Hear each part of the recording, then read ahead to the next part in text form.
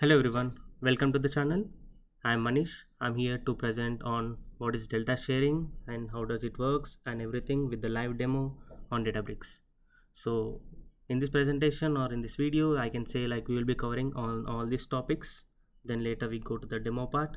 So we cover the parts of the summary as like what is data sharing, when we use data sharing and the advantages of data sharing, how does it works and what is the conclusion we gave. So let's see here what is data sharing. It says it's an open protocol for secure real-time exchange of large data sets which enables secure data. What does it mean? It says like it's a special set of rules for securely sharing big chunks of data between different systems over the internet. It is a simple REST protocol that securely shares access to part of a cloud dataset. Think of it as a secure real-time way to share large files or data stored in the cloud. So what does this open protocol mean? Data sharing is an open set of rules, meaning like anyone can use it without needing special permissions. And it also says secure sharing. What does it mean? It ensures that the data is secured when it is being shared. It also says it leverages modern cloud storage systems such as S3, ADLS, or GCS to reliably transfer large datasets. It means like it works with cloud storage systems like Amazon S3, Azure Data Lake Storage, or Google Cloud Storage, and you no need to do any set up a a special platform to access the data. There is no need of any kind of special platform, so you can use just like the some popular tools that are available in the market. So let's say when we use data sharing, if you want to share data with users outside of your Databricks workspace, regardless of whether they use Databricks, you can use an open data sharing to share your data securely. So what does it mean? Like it allows the organizations to share data with others in secure way in real time manner, regardless of the platform they use.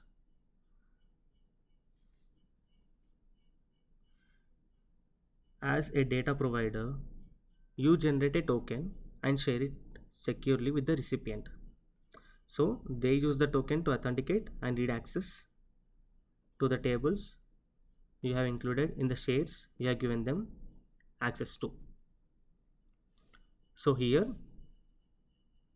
as I said, it's a you know uh, open protocol, but still to access the data provider, the one who is providing, let's say a company A is providing the data to a company B that can be kind of the supplier or a vendor to whom company A wants to share the data. So what the company A will do, they will generate an access token and share it securely with the recipient. So using that token, the company B will be authenticate and get the read access to the tables that which were included in the shares that is given by company A. Let's see what are the advantages of data sharing.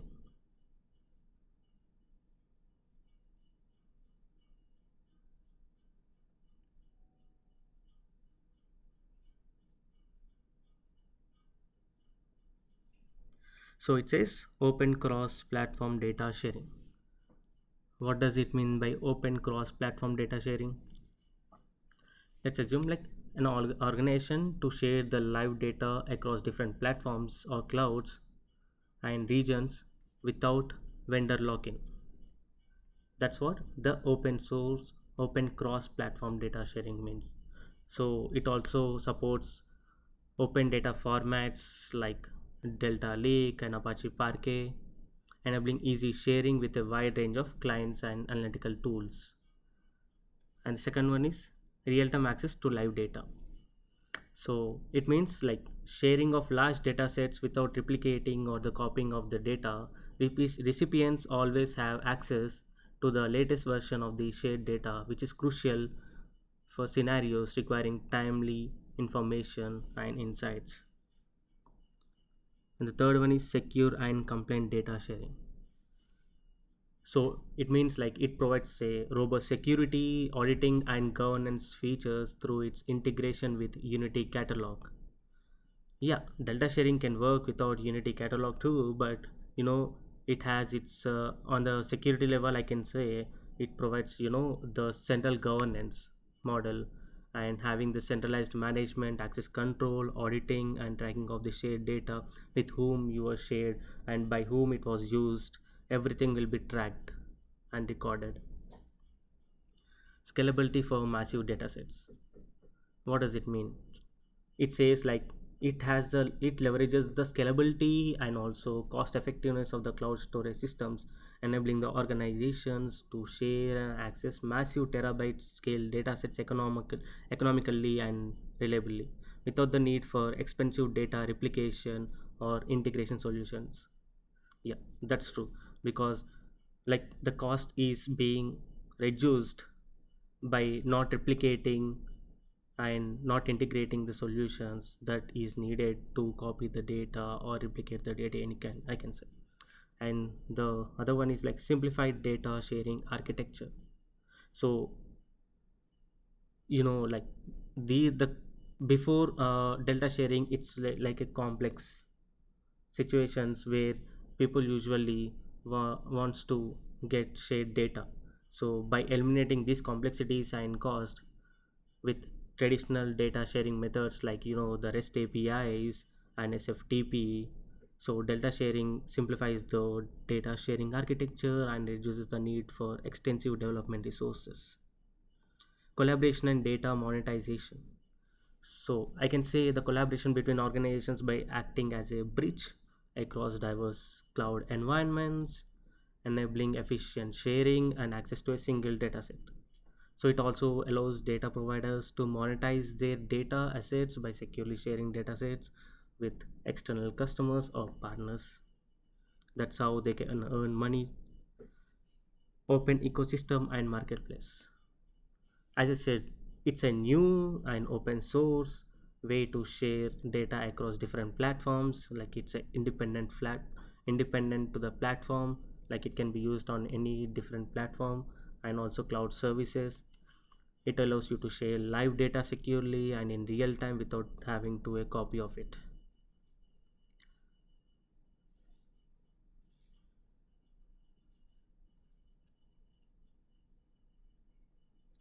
So here are the data providers and the clients. You see open source clients, commercial clients, and the data providers. So like and many more that supports delta sharing. So how actually does it work? Let's say here what exactly it says is delta sharing is a simple REST protocol that securely share access to part of a cloud dataset. It leverages modern cloud storages such as S3, ADLS, or GCS to reliably transfer large datasets. So there are two parties involved. One is data provider and the one is recipient. So how actually it works is it's a simple way to share parts of cloud datasets securely using a REST protocol. So it uses a modern cloud storage systems. What it says like Amazon S3, Azure Data Lake Storage, or Google Cloud Storage to transfer large data sets reliably. So the two main roles, the two parties that are being involved here is data providers and the recipients. So let's go with the data providers. So who are they? So they are the one who provides the data. So they share existing data tables or parts of them, like any specific version or section of the table or the data they want to the provide. And the data and the data should be stored in a delta lake format, so which is a collection of parquet files basically. And providers will be deciding what data to share, and also they use a server that follows the delta sharing protocol to manage access.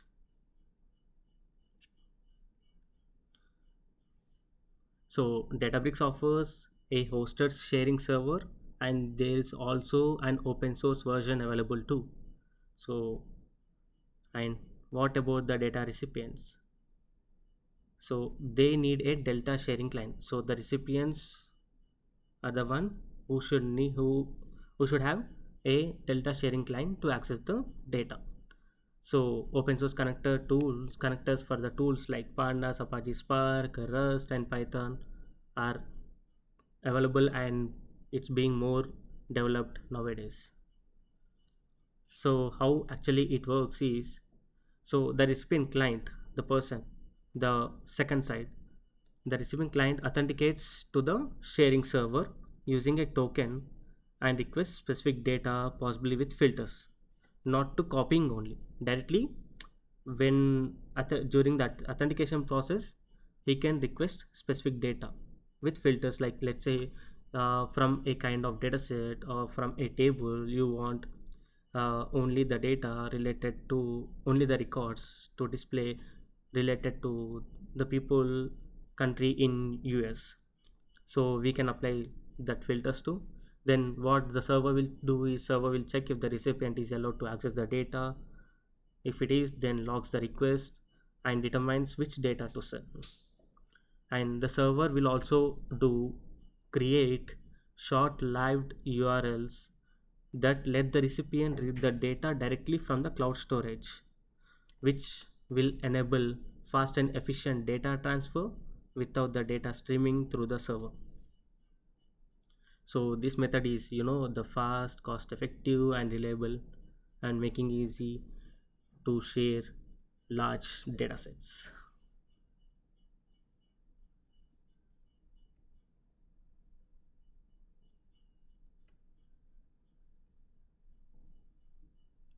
So this is the conclusion. Overall, delta sharing is a groundbreaking open source protocol that revolutionizes data sharing across platforms and clouds. It enables secure real-time sharing of live datasets without replication, ensuring access to the large latest data.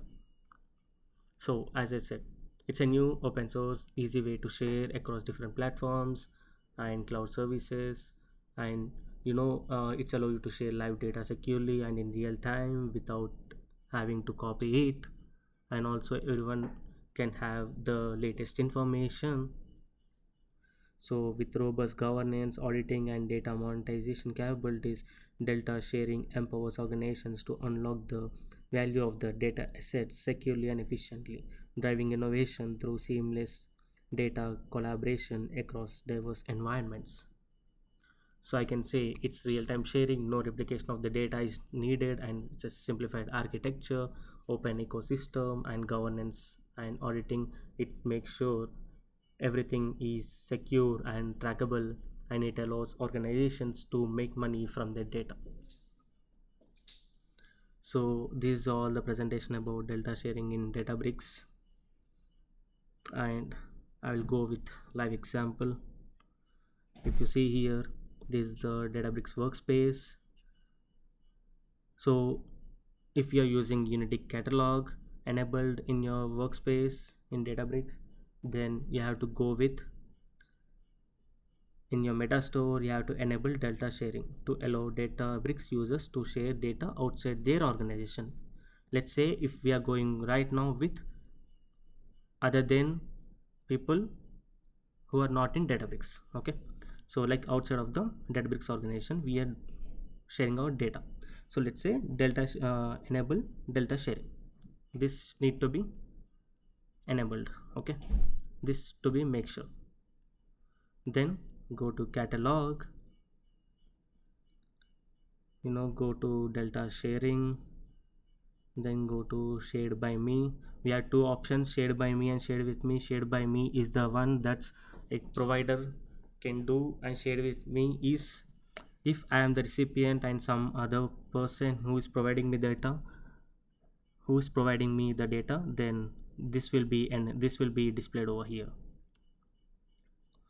So in shared by me, so in order to share the data, first we have to do go for share data. Now we have to create a new share.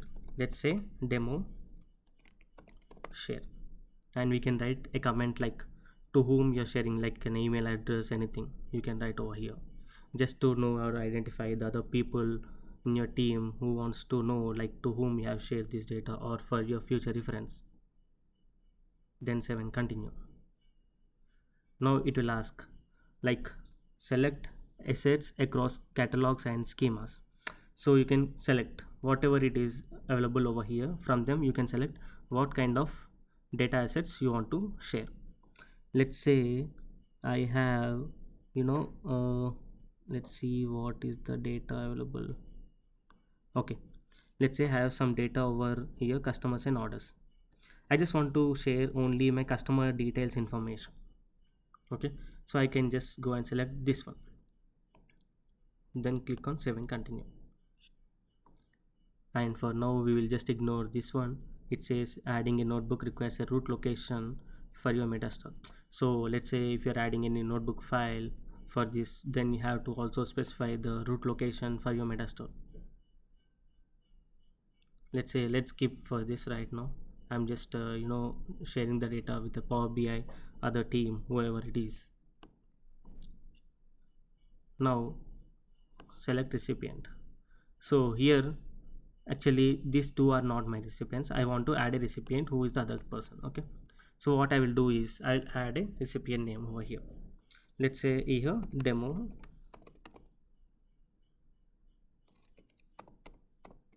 recipient. And if the recipient is a Databricks user, then you have to specify Databricks identifier, sharing identifier, or else just leave it blank. And you can also comment here what is who, like to whom you're sharing, right? So here you can add the email address of them. Now it is selected. It says authentication type is token. Now share data, save, share and leave. So what it will do, shared by me, it's a demo share that I've created right away, and this is the one.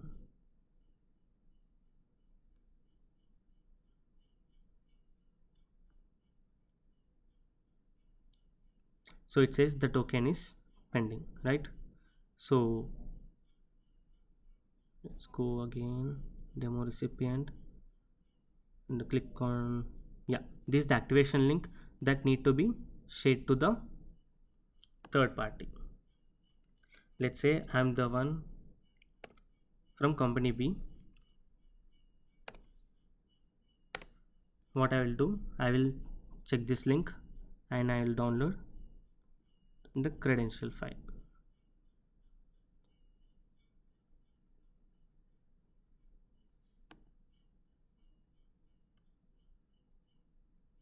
So I will open with this with notepad. So I can see I have a token and the endpoint provided by company A. So what I will do, I want to use this in Power BI. So let's go with Power BI.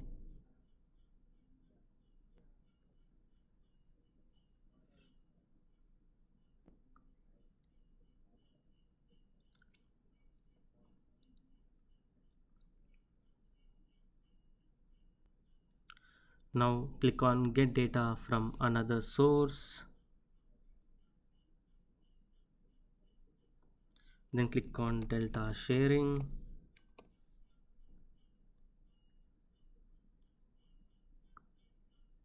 Then it will ask for end URL, which is nothing but the endpoint.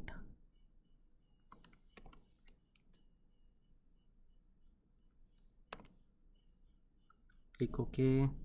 Let's go with this optional, like we don't need any right now.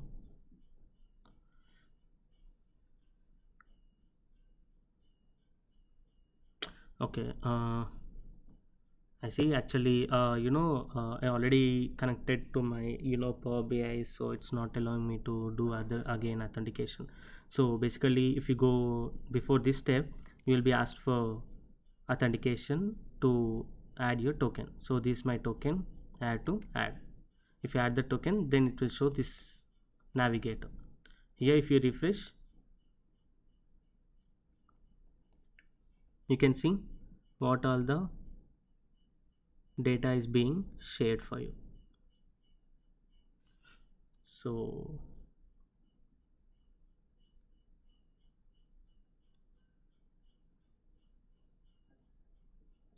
but I have shared my customer data, but here it's orders data. Let me check what's happening.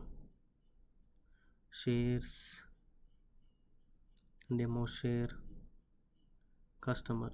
This need to be provided. Demo recipient, the recipient name.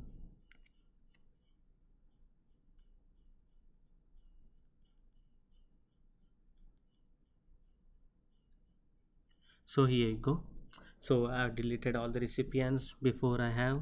So this is the token I will be asked for, and this is the token I have to copy and paste over here, then click on connect. So here you go and see demo share is the one, the share name, and test s is the schema, and customer is the table. So if I can do want to any do transformations and all, I can do over here also, or else I just can load the data.